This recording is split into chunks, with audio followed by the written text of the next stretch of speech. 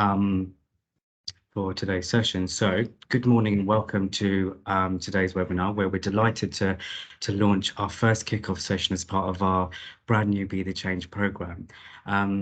As I've said, it's wonderful to see so many people on the call and take the time out of their busy schedules to join us. We genuinely appreciate your engagement and thank you for for your time for attending, because we know it's not always easy to do so. So I'm really excited that we've reached this point today, having spent the last few months really co-designing and scoping the content to support the wider programme, which Rachel will talk you through shortly. However, I just wanted to take this opportunity to highlight the fact that as an organisation, we have invested financially to and drawn upon our partners' psychological expertise to deliver a bespoke programme that will enable you to navigate and lead change in a general context, but also it's to help you kind of reframe your own stress response to any kind of current or future changes. And so we've designed the program so that you have the opportunity to collectively talk about change and recognize those similarities between different kind of thoughts and feelings, but also work in a cross-functional way, similarly to the Navigating Our Future event, whereby we can continue to build those relationships and break down that silo working between different teams and directorates.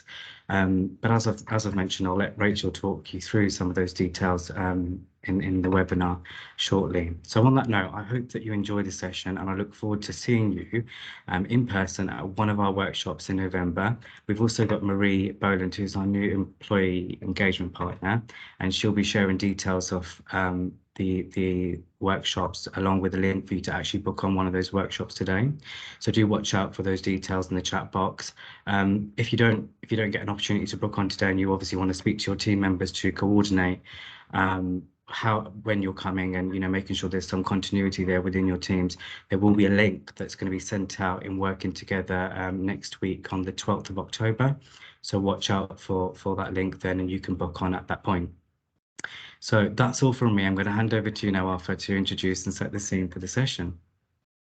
Brilliant. Thank you, Tony. And I'm going to assume everyone can see the slides, and I will fire away. So Tony's already said there's a connection here and a link back to the Navigating the Future session that we had back in July. And so you'll forgive me because it's for very logical reasons. You might recognize some of the slides. So for those that were with us in July at Worsted Park, you'll recognize some of the slides that I was using then, because it connects into what we're talking about today. And I'm really pleased, like Tony, that we're now at the launch of this change readiness program. So as I said back in July, none of us are Mystic Meg. We can't accurately predict the future. We can't even inaccurately predict the future. And particularly because we work in the world of politics, what's the expression? A week is a long time in politics. I think some of our politicians have learned that I know only the last 10 days or so. So yeah, we're not good at predicting the future.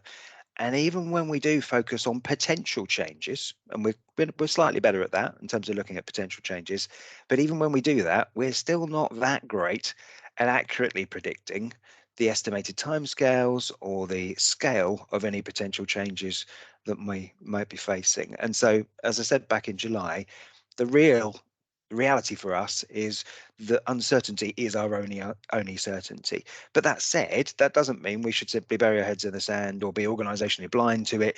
We need to prepare ourselves and train ourselves, and that's why this program is really important, for change, whatever the scale or the timing of that change. And so that's part of why this program has been developed, is to make sure that we're fit for purpose, both as an organization, because again, I said back in July, we need to make sure that we're fit for purpose in a variety of different ways, but that includes being individually fit for change. And so that's really what this program is about, supporting each of us to be able to do individually, because we want to get ahead of those challenges and opportunities so that we're not the victims of change, but we're driving those changes, the changes that you individually identify within your service areas, within our communities, the things that are going to make the biggest difference to improving the quality of life for our residents, that you're identifying them and then equipped to really be able to make those changes happen.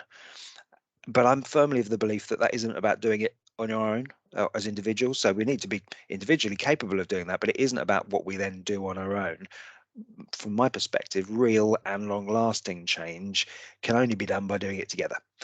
So this program is being rolled out deliberately to the whole organization. Tony talked about these sessions and also the face-to-face ones that will follow, because change for me isn't about hierarchy. It's not about the change simply being delivered from the top, either from the politicians or through me. Effective change, permanent change, long-lasting change needs leadership from all of us. And so that's what this program is really about in terms of equipping us to be able to do that as best possible. So with that said, I'll stop sharing my slides and I will pass to Rachel.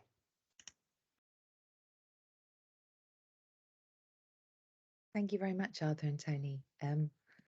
It's a pleasure to be back. It's been the whole summer and it's lovely to be back. To be back talking to you under a different guise today kicking off this Readiness for Change program that we're thrilled to be part of. You should see some slides coming up. Yeah, coming up now. What we're going to do today is as I say, kick off this program. It's the first stage, as Arthur and Tony talked in the new Change Readiness program. So if we go to the next slide, we'll be able to see.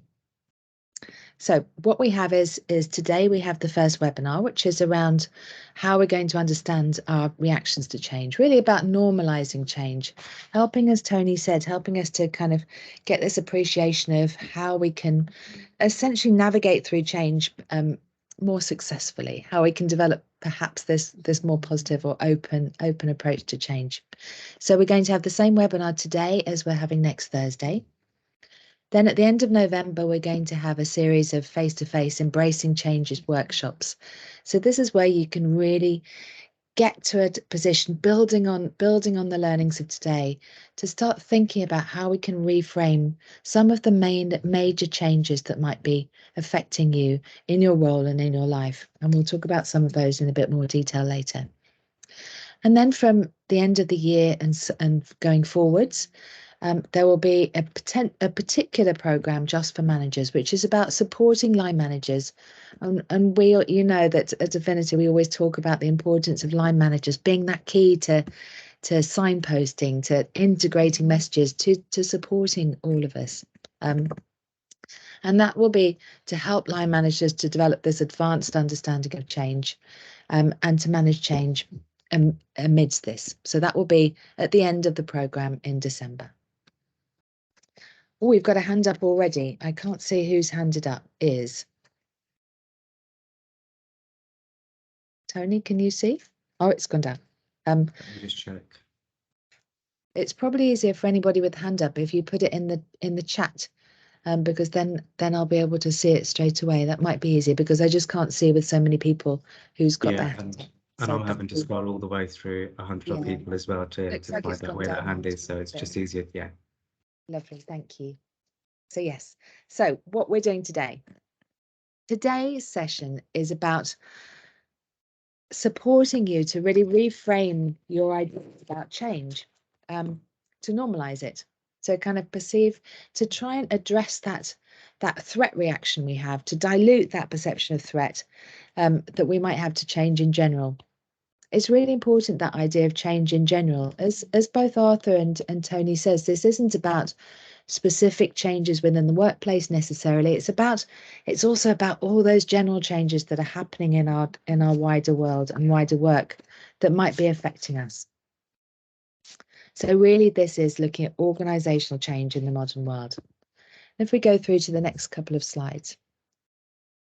So as Arthur said about change is the only certainty, I want to introduce you to this idea of VUCA. VUCA is a concept that was developed and coined by Bob Johansson in 2009.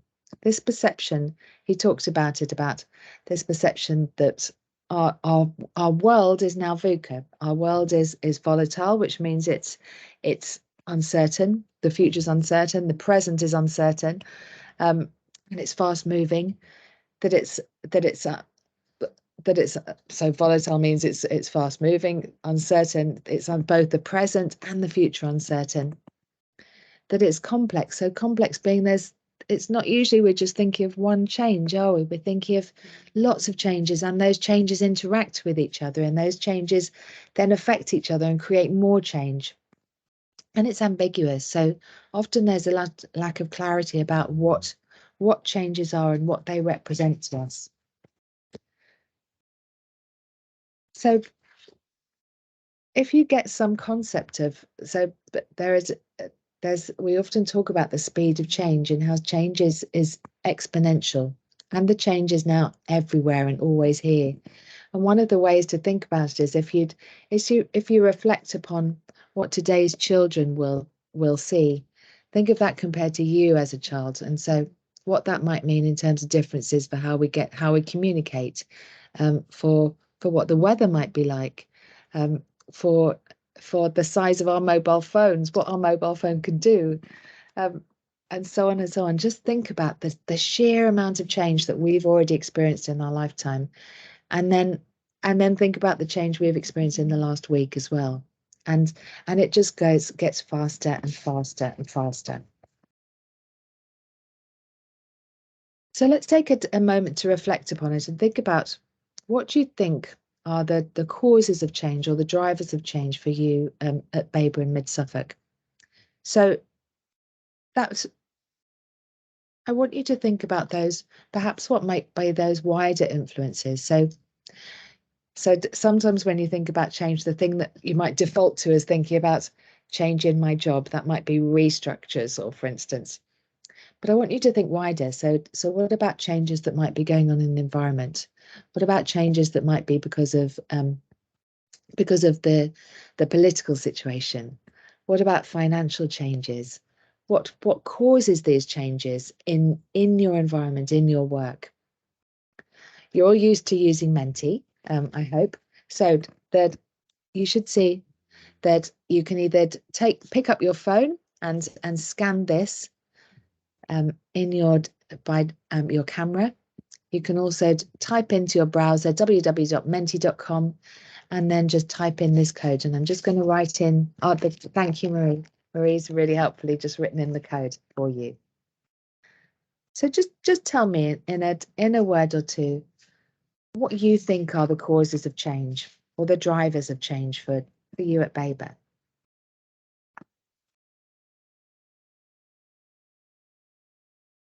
So let's have a look at what you see. This is really useful to get essentially the context of it. Excuse me about the spelling change, the spelling mistake I keep seeing at the top there as well. So politics coming out there first and foremost, isn't it? As we say in Arthur Intermediate, for the last 10 days, the political situation, politics has been really front of mind, particularly must be so for you in your role.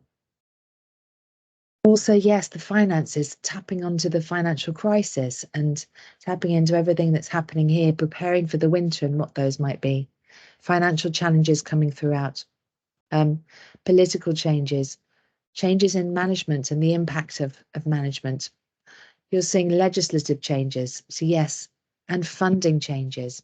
Again, this is where you can really see, can't you, how that idea of the VUCA, how they're all interacting, and it's chaotic because not staff turnover, for instance, might be created by finances, created by resource and funding. It affects staff and so on and so on. And so all these changes then roll on to affecting other changes.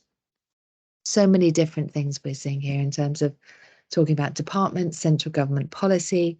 We're seeing COVID still come up there, and COVID hangover. We're seeing things to do with the work environment and staffing, and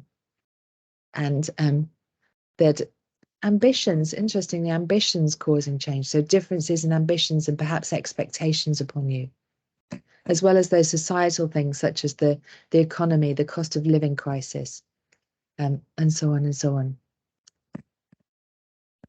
So yeah, really interesting to tap in there, isn't it?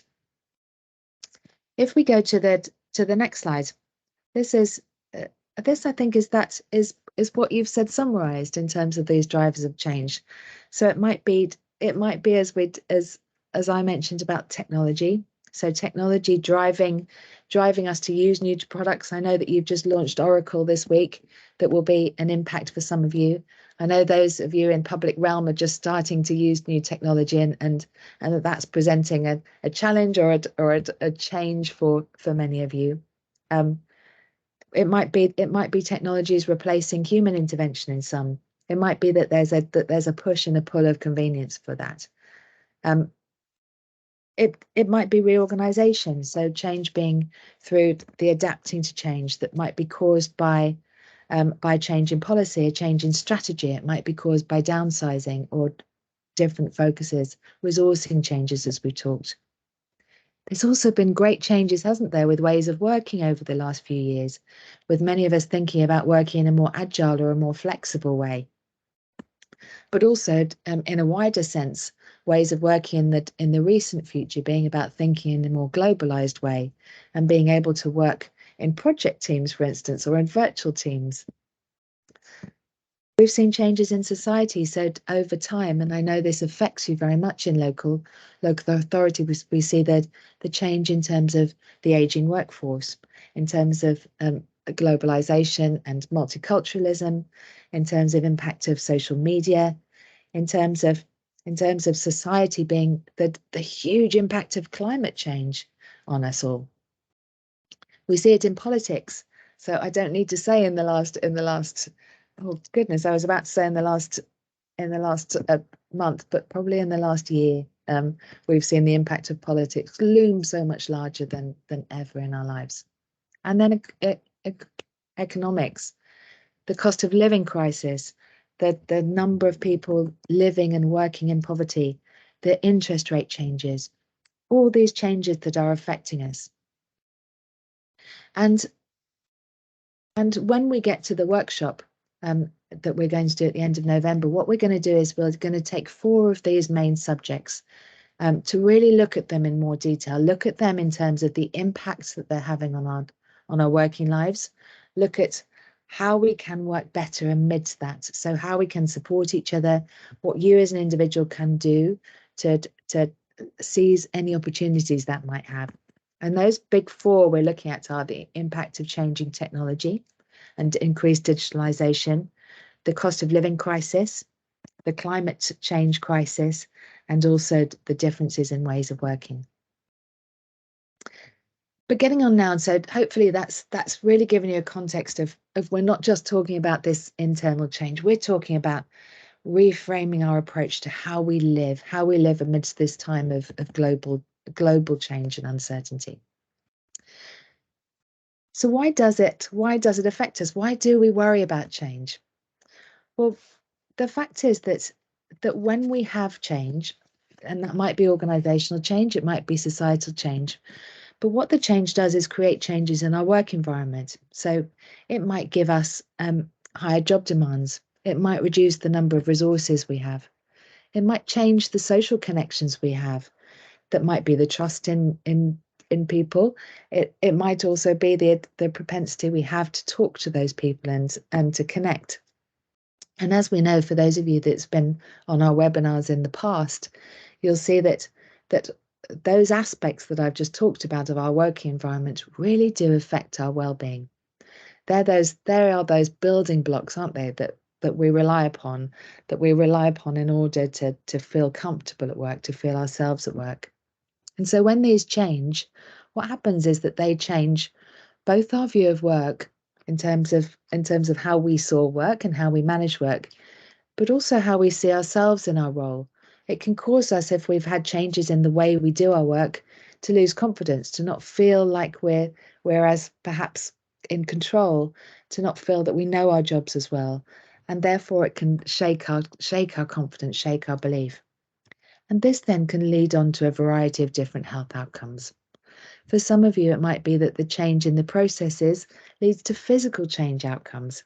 It might be that we lead to cognitive change outcomes or emotional ones. But I want now, and Claire's going to go on to talk a bit more about what are these individual responses and how really change does affect us from this individual viewpoint, going into really the psychology of it to understand why it is that we do sometimes worry. Thank you, Rachel. Hopefully you can all see me and hear me. It's lovely to be here, by the way, and they've let me loose. If you're a manager at Baber and Mid, I've worked with a number of you recently, actually, so it's really nice to be able to join you for this change programme. So yes, as Rachel said, I'm going to just talk you through our reactions to change, and my intention is to provide you with an understanding of how we respond to change and what that means for how we feel about change. Change can be hard for many of us, and as both Rachel and Arthur have said, we need to try and normalise change because it's hard to avoid. It's impossible to avoid, actually. And so it's okay how you respond to change, whether that be change at work or change at home. It's okay, and it's normal to have a response to change. It's a normal human reaction to have a response, and it's important that we forgive ourselves for how we do respond if we don't respond in the way that we would like to respond. And so the idea is that the more we understand about our reactions to change, and the more we understand our behaviours and our thought processes, the better we can navigate change, and the more we can do to keep ourselves motivated and happy at work and performing to the best of our ability. So that's my intention. So just to start off, we'll go back to Menti. How would you complete this sentence? Change is. What does change mean to you? So let's see if we could pop up the QR code again, although it might automatically come up on your phones. Change is, and let's see what words we come up with. Try and create another word cloud together.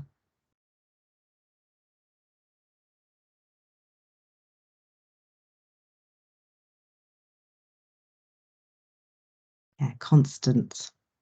It does feel like that, doesn't it? I think especially since the pandemic, change is constant. Exciting. So it's interesting, on the word cloud, most common responses come up as larger font. And so for some people, change is exciting. Opportunity, necessary. I think it is necessary now, isn't it? We're faced with constant change, and it is necessary to survive all organisations, especially local authority. Worrying, tiring, a challenge, good, progressive. So a real mix of responses. We all describe change so very differently. Inevitable, normal. Yeah, I think it is normal. What are the words? Moving, need for improvement. Yeah, and always there. And I think there's a theme there, isn't there? That it is always there. It's always constant. But there's different responses and how we feel about it. So for some people it can be exciting, but for others it can be challenging and worrying and create a nerve-wracking time for people, whatever that change may be. We've still got more coming in. Yeah, positive, inconvenient, and that's true as well, isn't it? Sometimes change can get in the way of us trying to do a good job or trying to forge ahead with our lives, and then we hit curveballs, don't we? Thank you. When I was preparing today, I was thinking about somebody once said to me that change is inevitable, except from a vending machine. Now, I think that's true, isn't it? We can't avoid change. But then I thought, actually, vending machines now have got the tap and go, haven't they? So it's a little bit old, my quote. But you understand the point. Change is inevitable, and we face it in our home lives and at work. And I think the more we understand about how to respond to change, the better we are able to thrive and navigate change. Thanks, Athira. So just humour me for one more second. If you're sitting at your computer or wherever you may be, I'd like you to cross your arms. I ask that you cross your arms and just do it in the way that feels natural and comfortable to you. Just relax and just see what that feels like. Oh, that feels like home. Yeah, that's quite nice. Just have a little relax whilst I'm listening to Claire and Rachel. And now what I'd ask you to do is try and cross your arms in the opposite way. In fact, I actually really struggle to do it. So try and cross your arms in the opposite way. Okay, and now that you've done that, just think about what that felt like for you personally. It's quite a small change, isn't it? But how did it feel? Did it push you into a different place? Did it feel a little bit uncomfortable? Or for some of you, did it feel fine? Are you actually fine crossing your arms the other way around? Some of you won't have done it at all. Some of you would have done it to appease me, and some of you will have thought, I'm not crossing my arms, Claire. I don't want to do that. I don't understand why she's asking me to do that, and I won't have engaged in it at all. And that sometimes happens with change, doesn't it, in life and at work. I don't know why we're doing this. I don't want to be involved. And I guess the point of these exercises is just for you to think that, for you to understand that change is experiential. So we often talk about change as being a thing, a construct, but actually it's an experience. And at times it can be a cognitive change, so it can change the way you think about things, a physical change, like I've just asked you to do with crossing your arms, an emotional change, or a psychological change. Sometimes it's all of these all combined, and change can hit you from all angles and change everything. So what's important to remember is that no two people experience change in the same way. So some people will have been happy crossing their arms in the opposite direction. Some people would have felt really uncomfortable and awkward. And the way we experience change is dependent on our perspective and our perspective of the change. And so we've seen that people can embrace change in different ways. And I want to explore that a little bit more with you. So one more exercise for you before we move on. And I'm going to ask you a question. You can answer in the chat box if you want. Look at this photo here. So we've got tandem drivers and tandem parachute divers, jumpers, and then we've got a photographer. Which one would you like to be? Who would you rather be? Team tandem on the left or the photographer on the right? Feel free to, you can just think about it, or you can pop it in the chat. Maybe neither. Maybe some of you are looking at this photo and thinking, Claire, I wouldn't ever do that. But just appease me again, let's pretend that we're courageous and adventurous and fun-loving. And which one would you like to be? Yes, neither. Some people have put neither already. I'm not entirely sure which one I would want to be. So let's assuming we all know which one we'd like to be, team tandem or the photographer. And then I'm going to throw some new information at you. So the new information is that actually in the brown bag, there is no parachute. In the brown bag on the left with team tandem, it's actually just sandwiches. And so team tandem knew that where they landed, there wouldn't be any food outlets and that they would need their sandwich. There are only sandwiches in the brown bag on the left. But the photographer with the black bag has a parachute. And how does that change your perspective? Now that you have new information, how does that make you feel? Which team would you rather be, team tandem or team photograph? And that's a small change I made. It's a small change that I made, but it's a change in perspective. Yeah, great. Yeah, lovely. Yeah, so lots of people changing their mind. I can see them popping up on the screen. Now I'm hungry. Good sandwiches. Let's assume that they're brilliant sandwiches. But I guess one final question here is whether or not your change in perspective would be different if you've been jumping for years. So if you've been jumping for years, would you mind that you had sandwiches? You've learned that actually you do need some food when you crash land, and you'd pick the sandwiches over the parachute. Who knows? But just something to think about, that when you've experienced something before, how does that impact how you feel about change when it happens? I guess the point again of this exercise is for me to remind you that change is experienced individually. We all come to change with different backgrounds and different perspectives, and that impacts how we feel about change, even if it is a minor change. And a minor change for some people can be catastrophic, and some can be and it can be dramatic for some people, or it can be very minor for others. Change is experienced individually, and we need to be aware of that in a work setting, because the person sitting next to you might not experience change in the same way as you. And so I guess just reinforcing that point really is that we all have different perspectives on change, and we all react very differently to different types of change. And there are different reasons for why we react the way that we do. And again, the more we know about these, the better able we are to manage change. And so we all are the product of our personal beliefs, our values, our past and our present and our future. And these impact how we feel about change. And in the same way that we have different perspectives on religion or politics or parenting style, we're going to have different personal opinions on change. Thinking about the past is a big driver of how we feel about change and how we react to change, because how have we experienced change in the past? Have we experienced change that didn't go overly well, and that we've experienced negative outcomes from that change, whether that be at work or at home? Or if we've had a positive experience of change in the past, then you might come to a new change with a more open stance towards that change, and feelings of more of feeling safe and more accepting of the change. The present, where are you at now? How are you feeling about things now? How open are you feeling to change at the moment? So are you feeling exhausted? Are you feeling tired? Or are you feeling buoyant and ready for it to change and excited by change?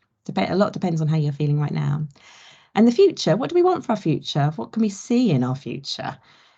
What do we want for ourselves and for our family and for our teams? And I think that does change our perspective on change and the extent to which we embrace it.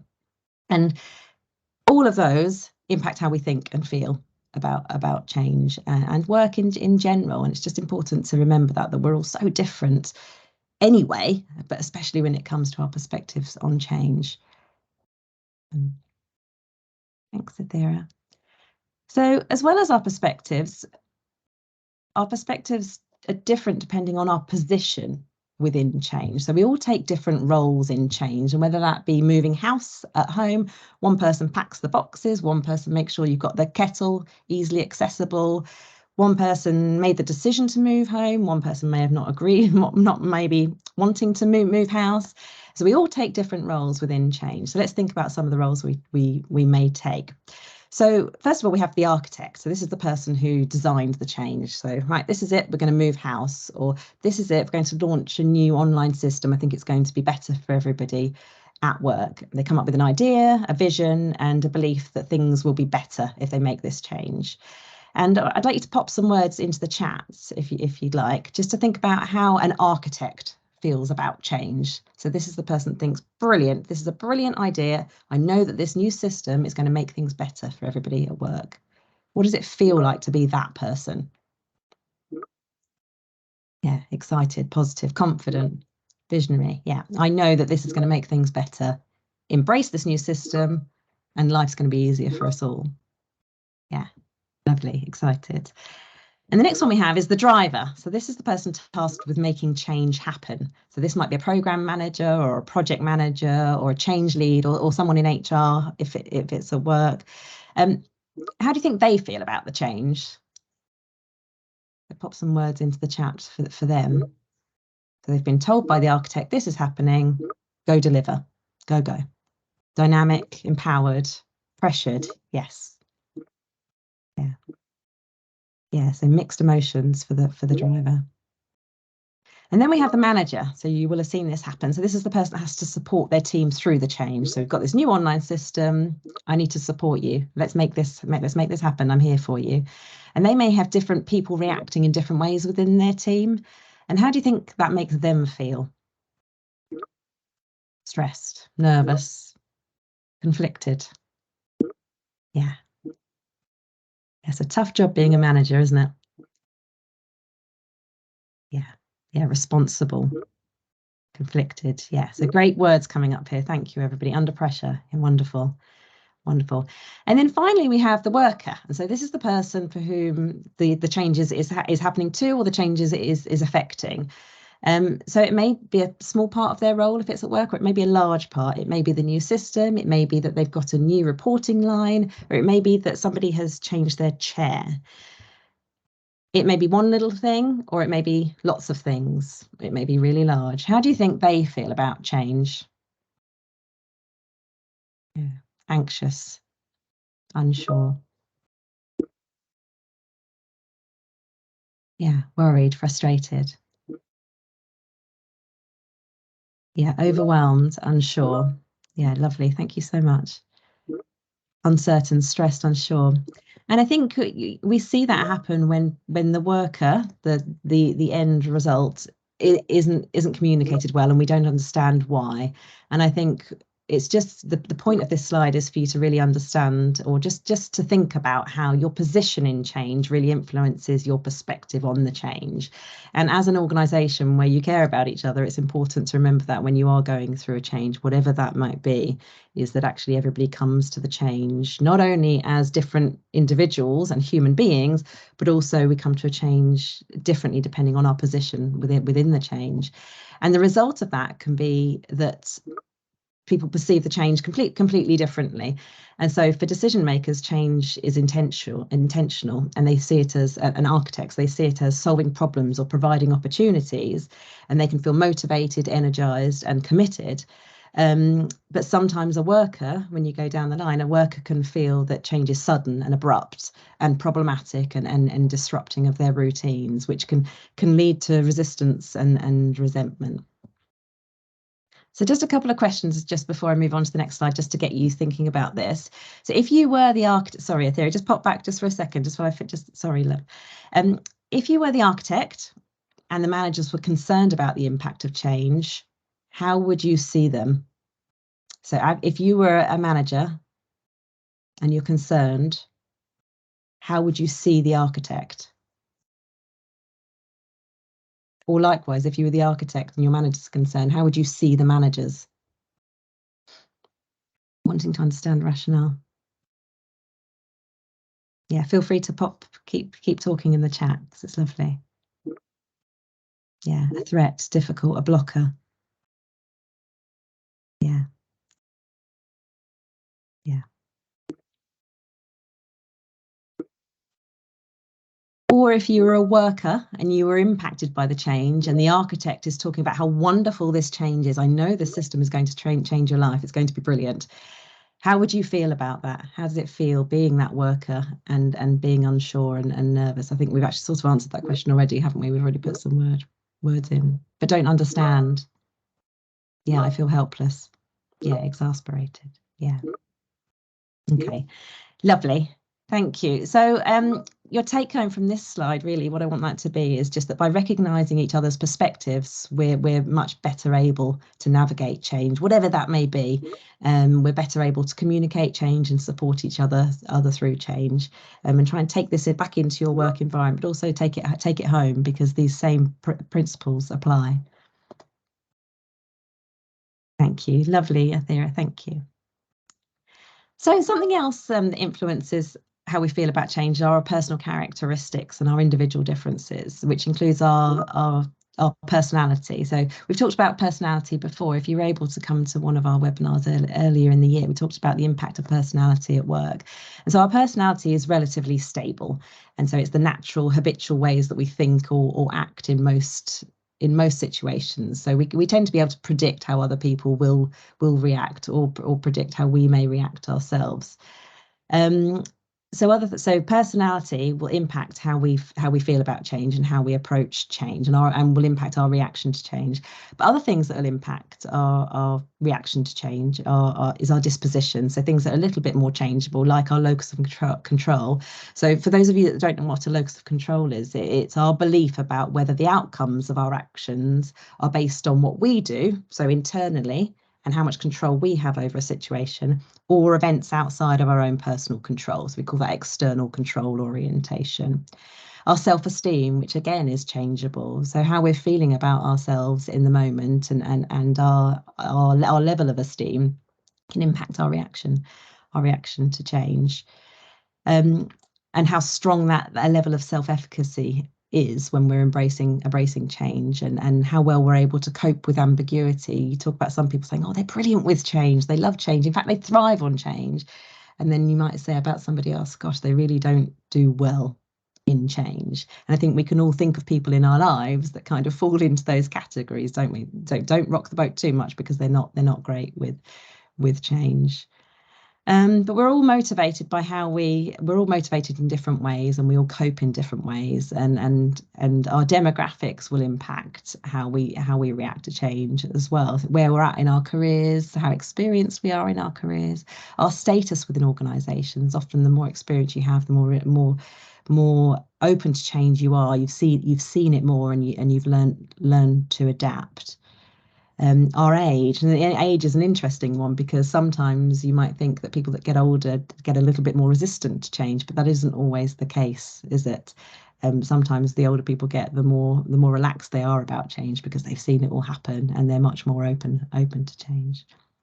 And so all these characteristics interplay and determine or impact our reactions to change. I just want you to think about that. There's so many different things at play when we're looking at these things.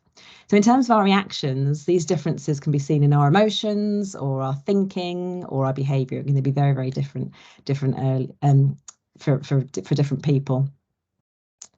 I guess the key takeaway here is that people have different needs within change, and no one size fits all. Some people can be ambivalent about change, and that's another response, isn't it? So we talked about people that feel excited and engaged in change, or sometimes people that are quite resistant to change. But actually, there's people that are sort of ambivalent about the whole thing. Those people are unlikely to react in sort of positively or negatively. They just sort of go with the flow. This is the way it is. This is change, and I'll deal with it. And then, as Rachel talked about a little bit earlier on, so our reactions then interplay to consequences, and how we react to change has consequences for us and the people around us. And in a work context, this can be how you feel about work, how you feel about the people that you work with, how satisfied you feel at work, and your performance, and whether or not you still feel that you're able to do a good job. And then personally, and Rachel talked about health outcomes. Our reactions can impact our well-being and our physical health, our psychological health, and our social health. So there on the slide, they would talk about withdrawal, and sometimes the consequence of our characteristics and how we've reacted to change can result in social consequences, such as withdrawing from our social network and our social support system. So again, the lesson just being consequences of change are different for everybody, in the same way the experience of change is different for everybody. Thank you, Athira. So what's the impact on our resources? So if we understand that change is experienced differently by everybody, and the consequences of change are experienced differently by everybody, then what's the impact on us? And so our resources are things that we hold close to us, things that we value in life. And I want to talk to you about conservation of resources theory. So this theory was developed by a chap called Dr. Stephen Hobfold in 1989, and as a way to expand on our understanding about stress. And so what Stephen said is that individuals are motivated to obtain, retain, foster, and protect those things that we value. So whether that be food, shelter, connection with each other, our skills, our career that we've worked hard to build up, or our sense of competence and control about work. Other things that it might be outside of work are sort of our self-esteem, our identity with regards to different roles that we take at work, our personal characteristics, our time. Some people are very protective of their time, money, knowledge, their learnings and things that they understand. And what this theory tries to explain is that when we are faced with stress, and when we're feeling stress, it's when we have a threat to those resources. And the reason we're talking about this here is because change is a threat to our resources. So when we have a threat to these resources, so our identity or money or connections that we've built, we experience stress. So a threat of stress, a threat of resource loss, or actual resource loss, or a sort of inability to build up our resources again. So we're losing money, we're losing time, we're losing our self-esteem, and it's an inability to build this up. And just, I guess, the main takeaway from this is that this is what can happen when we're faced with change. We feel that our resources are threatened. And actually, the reason change can be painful is because sometimes losing resources or a threat of loss of resources hurts more than gaining resources. So it always feels worse to lose a friend than it does the sort of the value of, not the value, but the pain of losing a friend is always worse than the value of gaining a friend. I think if you lose £20, it hurts more than finding £20 on the floor. And then we end up in this spiral effect, which is what that image is trying to explain. So when we're faced with change, we feel threatened. And we need to do all we can to maintain our resources so that we don't spiral, and whatever they may be, supporting each other, maintaining our money, our time, our boundaries, our self-esteem. That's a little bit of psychological theory for you. I just wanted to talk nearly finally, just talk about what goes on in our brain when we're faced with change. So we've talked before about fight or flight responses. So just imagine you're walking through a woods, you come across a bear. How does that make you feel? You're welcome to pop some words in the chat again. This is the flight or fight response, or freeze response. And so for some people, your heart might start racing. Yeah, you feel frozen. Yeah, again, death, here I come, fascinated. You might feel unable to move out of fear, or you might feel the urge to run away. Yeah, and so our body is having a stress response where we release adrenaline, and the stress response it helps us survive. It's a really important response that we have.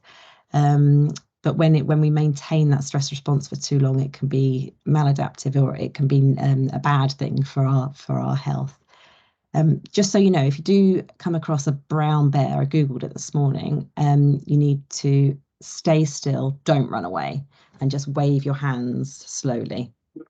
Apparently, that's what I read this morning. So we've got three parts of the brain that work together when we are faced with a stress or a threat that we may face when we've got change. And that's the amygdala, the prefrontal cortex, and the anterior cingulate cortex. And these are parts of the brain here that work together, and they make up the behavioral activation system. And so the amygdala is our automatic processing of stimuli. So this is what creates that stress response, so that fight, flight, or freeze response. And it's a tiny little sort of bean-like structure in the middle of our brains, and it's responsible for detecting emotional or biological stresses. So like the bear, it's the first point of contact for when we feel stress. And as I said, the amygdala is so important for survival.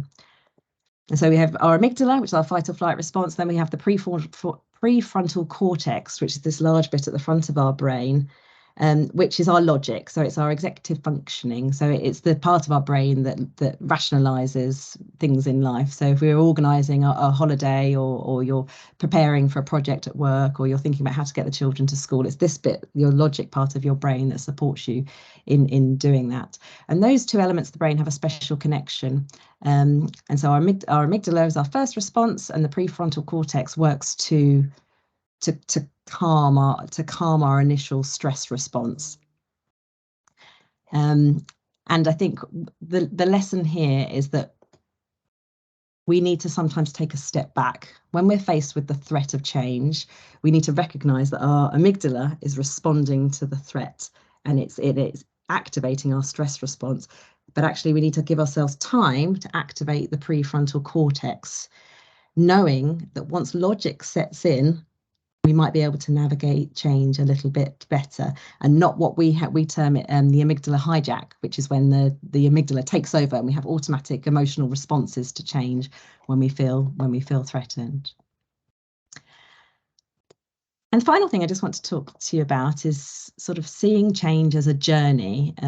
It's often, we feel that change often happens to us, but this model here is Bridges' transition model, and it just helps us to understand that change is a journey. It sort of distinguishes between change and transition as two separate things.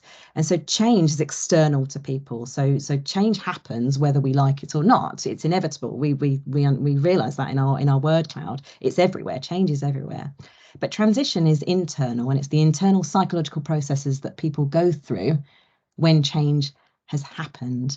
And it's that process of transition that has to happen for us to come out the other side of change healthy and happy. And I think it's very easy to we all focus on the change, when in actual fact, the most important thing is the transition, and allowing ourselves time to process the change. And this model breaks this process down into three. The first stage being ending, losing, and letting go. So the change has happened. We need to allow ourselves to say goodbye to old ways and who we used to be, and the way we used to work, Allow that to happen, because it's ever so important for you to process change in a healthy way. And then we have this neutral zone, which we call the liminal state, and it's where you have one foot in the old world, 1 foot in the new world. And again, for us to process change in a healthy way, we need to embrace that neutral zone and allow ourselves to process the change and understand that change is happening, and just think about how it's making us feel and how we can come out of change for the better. And then finally, the new beginning. So this is when we become engaged in the future and engaged in the change that we've experienced. And I just think this is a really lovely way of looking at change. Change is not absolute. It doesn't just happen and then nothing else happens. I think it's a process that we go through. It's a transition that we go through based on everything I've just taught you about reactions to change. And that's my lasting learning for you. I'm going to hand over to Rachel again, who's going to talk to you about how to manage your response to change. Thank you. Yes, so if we go to the next slide, Athera. So Claire talked about this idea of the liminal space when we're in that transition zone, and that's the space where you often feel really uncomfortable. It feels where nothing's certain, you don't know what's happening, and you don't know what the future's going to look like. And actually, this whole program will be about trying to reframe that to seeing this space, this liminal space, as being one where we can have real opportunity, one where we can actually take control, take agency, start to reframe. And this idea of psychological capital is a really useful point to start in that. The first is this idea of maintaining hope. So if we look, sometimes we look at situations such as for instance climate change, and feel like there is no hope. That you see that the rhetoric being it's too late, for instance. If we maintain hope, then we can start to see possibilities of change and action. It's also about feelings that you can do something, feeling competent and confident around self-efficacy. Resilience is being able to keep getting back up, so not being knocked down by it. I talked to a friend of mine who's in central government yesterday about today's workshop, and his response was, you need to thank them and tell them how well they're all doing anyway, because to work in local government, he said, you need to be really resilient because change is all the time. So thank you for that. You're probably already really resilient, but perhaps thinking about these, building up hope, building up self-efficacy and building up optimism, trying to see, which I know some of you have from that word cloud, trying to see these positives in it. The other thing we can do is start to challenge our perspective. So Claire showed you about that brown bear, and I want to tell you about the white bear. So some of you might have heard this experiment by Wegener called the white bear exercise. And the idea is that if I tell you in the next few minutes not to think of a white bear, so you can think of anything else, but mustn't think of a white bear. So in this experiment, Wegener just let people then for 5 minutes and they had to do is tap a bell every time they thought of a white bear. He told the other people, the other group, to always think of a white bear. So don't worry, the white bear's there, just keep thinking about the white bear. What we actually saw is the people that are told not to think about the white bear think about the white bear more often than those that are meant to. And this is called a process called ironic process. It's that what happens is that for the ones who are meant to talk about the white bear, you just get bored after 5 minutes thinking about a bear. But the ones who are told not to think about it, what happens is one bit of your brain follows the rules and doesn't think about it, but the other part of the brain is checking in and saying, are you not thinking about the white bear, which makes you think about the white bear. So it's constantly checks. It's called ironic process. But this is why taking the perspective of saying, I'm not going to think about change. I'm not going to worry about it. I can't do anything. I'm not going to do anything about it. I like the joke, David. I'm not going to do anything about it is actually a false prophecy, because what that does is actually makes it worse for us, makes us more anxious, makes us think about the thing more. So instead of trying not to think about the change, trying not to deal with it, it's about thinking about changing your perspective. And some of you might have done some kind of CBT therapy where you've started to, which is about reframing. So instead of that fear reaction Claire's been talking about, it's starting to think about challenging. Am I making assumptions here? Do I know that this is something to worry about? How could I look at it differently? What could be an opportunity here? How could we work better to suggest this? How might I respond if I didn't have this fear? What else might happen? What could be the possible outcomes? Will this be a problem in 10 years? Because by starting to do that, what we're going to start to do is challenge it, reframe it.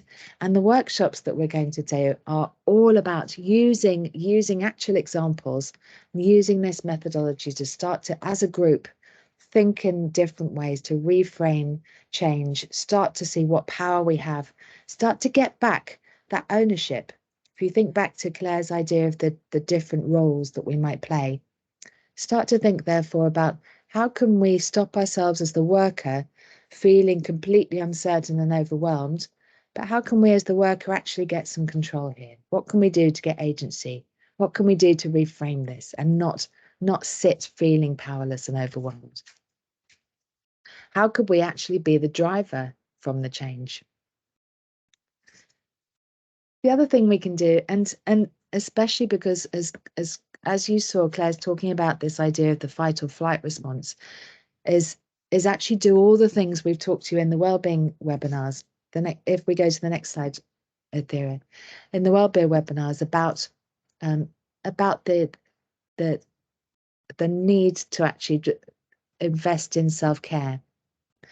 So investing in self-care will be about thinking about what you can control, building your energy, building your wellbeing toolbox, thinking about those things that you have internally that support you. That might be self-efficacy, it might be confidence, and it might be doing exercise.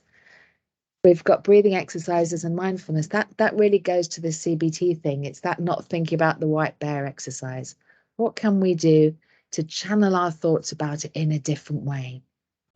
How can we be kind to ourselves? Everything Claire's been saying is about recognizing that this is normal, that this perception of threat, this perception of worry is normal, and different people will have different feelings. So be kind to yourself and set those boundaries. It's also about building the resources at all the levels. So thinking about how everybody else can help and support. How could your colleagues support better? How could you work better? How could your line manager support you through this? That might be spotting signs you're struggling, but it might also be what do they need to communicate with you? How might you need to work better? And if you are struggling, using a support such as the AP, looking at all our previous webinars and wellbeing and see what issues, what aspects might help you and support you there. And again, what we're going to be doing in the workshops is really looking at those different levels and starting to really go through that process of challenging ourselves and thinking about what we can do about this change. So with that, we'll stop. So hopefully what that's given you is lots of ideas of this idea of general change, what we mean in context, normalizing this idea of how we all have different reactions and what those reactions might be, and starting to think about how we might manage our response, something that we're really going to build on in the workshops going forward. I'm loving all the bear jokes, by the way. So before we finished, it'd be great if you'd use Menti one more time to just tell us what you would do as a result of this webinar. That might be sign up. So as you know, you're going to, there's been some links, but there'll also be an all organisation email coming out next week to invite you to the workshops. Do sign up to those if you can. It would be fabulous to see you there, and they're going to be really, really lovely sessions where we can get together as a group and start to work on this positive reframing. And yes, as Tony says, it'd be great to, you can access all our previous webinars. Lovely to think about considering others' reactions. Great to see that on there. I think that idea of looking at the different perspectives was huge, wasn't it? Have a cup of tea. Lovely. I'm seeing self-care come in there. Thank you. Lots of signing up to the workshops. That would be great. Yes, looking at the possible opportunities and so on. Considering how others think, thinking a bit more about how you adapt to change, reframing that experience. Athera, if we can scroll down, we should be able to see some more. Yeah. So remember those 6 ways of reframing. Look at the EAP if you need support, absolutely. Look into that idea of VUCA and the constantly changing world. And yes, take a step back and challenge your perspective. That will be huge and something we're, again, in the workshops, we're going to absolutely work through. Thank you so much for all your participation today. It's been really wonderful, and it's what makes the session. I really do appreciate it. So yes, here is again, the change program. The next stage is the workshops. So you will get, there's been links that Tony's just put up, and also the email next week. And for those of you that are managers, you'll look forward to a session and a series just for you in December. Thank you very much. It's been a pleasure.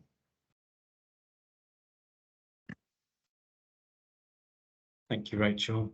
And thank you again to everybody as well, because that was a really interactive chat box going on. Actually, I found it hard to kind of keep up at some points. But it's wonderful, isn't it, to see all that interaction. And I hope you found the session really useful. It will be recorded. It's obviously recorded and will be uploaded onto our Connect pages as well. Just looking out through the chat box to just make sure we haven't missed anything. Just lots of thank yous coming in for you, Rachel. Yeah, and as Rachel said, the link is available for you to actually book on to one of those sessions today if you'd like to. But I'm conscious that you also probably want to speak to your managers around coordinating perhaps when you go. So there are 6 half-day sessions there, and as I said, you're more than welcome to kind of arrange that and look out for that link when we send it through Working Together next week on the 12th of October. And yeah, we look forward to seeing you in person in November to continue our session.